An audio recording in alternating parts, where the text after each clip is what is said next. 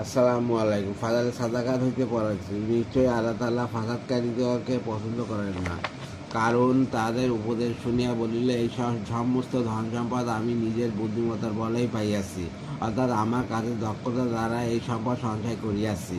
উহাতে কোনো অদৃশ্য অনুগ্রহ বা কারোর কোনো হক নাই।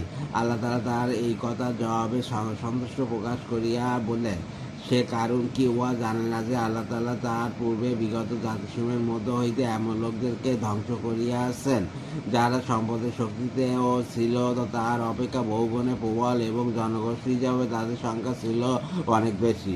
উহা তো দুনিয়াতে হইয়াছে, এবং আখিরাতে যাহার নামের আযাব ভিন্ন রহিয়াছে। আর পাপীদেরকে তাদের পাপ কার্য সম্পর্কে জানিবার উদ্দেশ্যে জিজ্ঞাসা করা হইবে না, কেননা প্রত্যেক ব্যক্তির সম্পূর্ণ অবস্থা আল্লাহ তাআলা জানেন। তবে নালিশের কারণে জিজ্ঞাসাবাদ করা ভিন্ন কথা, অথবা কারণ একবার তা আপন জাঁকজমকের সহিত সম্প্রদায়ের লোকদের সম্মুখে বাহির হইল, তাহার সম্প্রদায়ের মধ্যে যারা দুনিয়ার প্রতি আগ্রহী ছিল, তারা বলতে লাগল, কি উত্তম হইত আমরাও যদি এই সাজ সরঞ্জাম প্রাপ্ত হইতাম, যা কারণ প্রাপ্ত হইয়াছে। বাস্তবিক সে কারণ বড়ই ভাগ্যবান।